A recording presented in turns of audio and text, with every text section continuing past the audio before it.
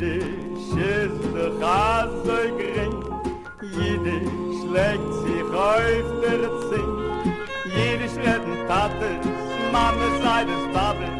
Aber blieb's auf Geusch und suchst. Geht Schabbes, Jiddisch ist doch auch so schön. Jiddisch hat doch tausend Fein. Das Teugen will es scheunes, den anderen mit Geheimnis. As Jiddisch ist doch auch so schön. Ce qui est particulier à notre culture, c'est justement le fait que la langue yiddish elle-même devienne objet de création, d'interrogation, sujet d'amour, dans des poèmes, essais ou autres écrits. Histoire d'une langue particulière, longtemps langue essentiellement vernaculaire, même si l'on trouve divers écrits de littérature allant de la chanson épique comme le Boverbuch à des contes ou ouvrages didactiques, souvent réservés aux femmes. Les érudits, journalistes, penseurs, écrivaient et publièrent longtemps en Loshenkoidisch, la langue sainte, l'hébreu. Et il fallut bien du courage aux penseurs issus de la Haskalah, le mouvement des Lumières qui gagna l'Europe orientale avec près d'un siècle de retard via l'Allemagne, pour réussir à créer ce qu'on appelle une réelle littérature. Au début, certains prirent même des pseudos lorsqu'ils publiaient des articles en yiddish, de peur d'être décriés par les autres intellectuels qui ne voyaient de salut que dans l'hébreu. Il ne s'agit bien sûr pas de l'ivrite, l'hébreu moderne parlé et écrit aujourd'hui en Israël. Le yiddish ne fut longtemps considéré que comme un jargon.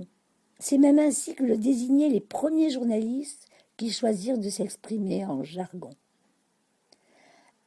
À ces difficultés intrinsèques à notre groupe culturel s'ajouta la catastrophe que nous appelons Ruhrb, connue internationalement sous le nom de Shoah, qui vit disparaître plus de 6 millions de personnes, dont pratiquement la moitié de la population yiddishophone, assassinée, déportée. Avec eux, disparut cette infrastructure sociale porteuse de la langue.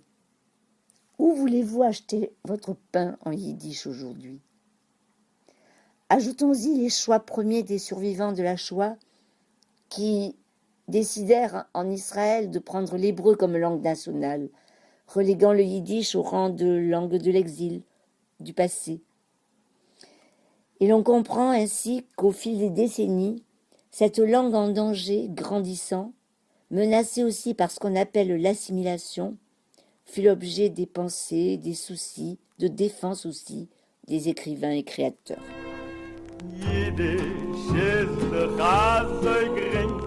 Jiddisch legt sich auf der Zing. Jiddisch reden Tates, Mama sei das Babel.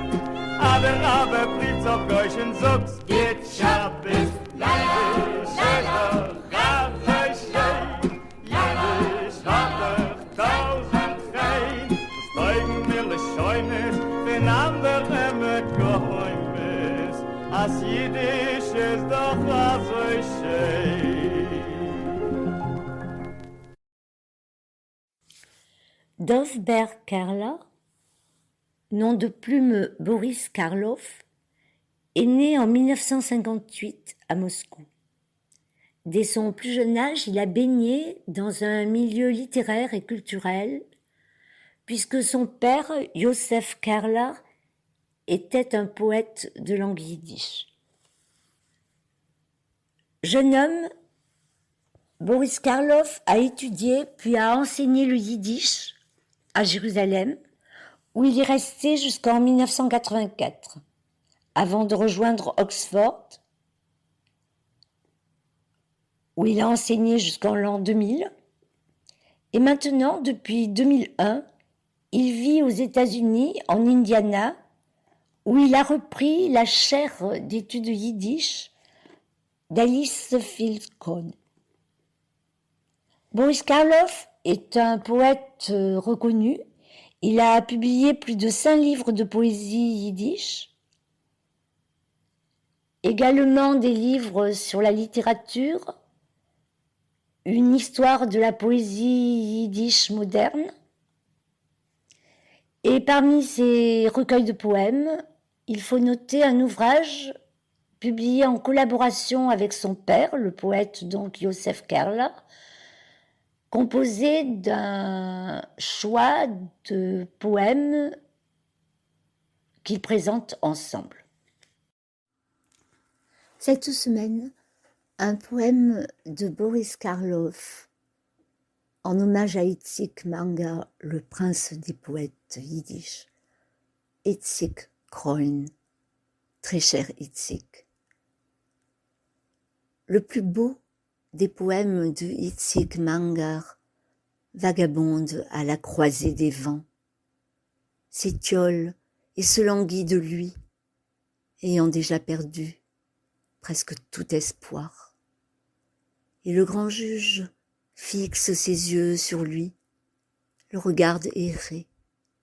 Ses yeux fixes, fixes, fixes, et dévorent le temps. Où est donc Itzik, notre très cher Itzik? L'arbre creux reste solitaire, et la solitude se fait silence sur les branches dénudées. Et la douleur, forte et aveugle, ne sait qu'écrire des missives jusqu'à présent. Qui donc les recevra dans ces lointains espaces ouverts?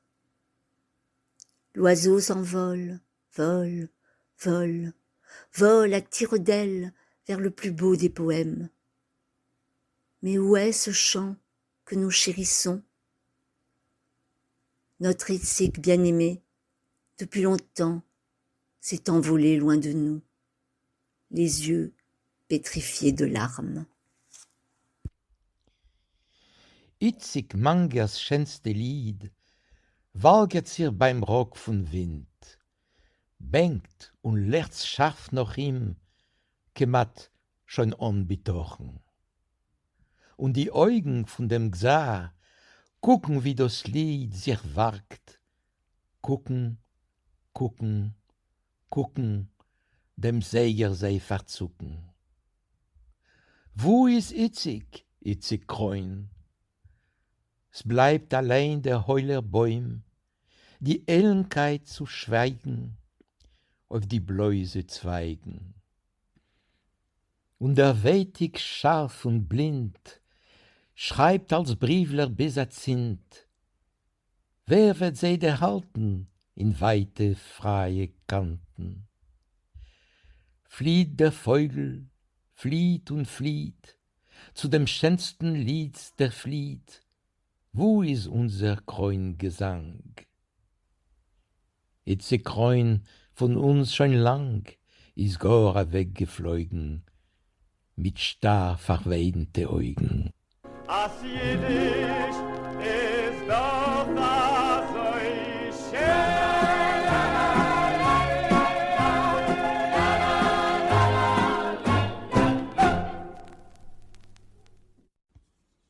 Vous venez d'entendre une émission originale de Radio Yiddish pour tous. Seule radio au monde à diffuser la culture yiddish 24 heures sur 24, Radio Yiddish pour tous fonctionne grâce au seul soutien financier des membres et donateurs de Yiddish pour tous. Vous pouvez vous aussi apporter votre contribution à la diffusion de notre culture. Pour cela, rendez-vous sur notre site www.yiddishpourtous.org www.yiddishpourtous en un seul mot, .org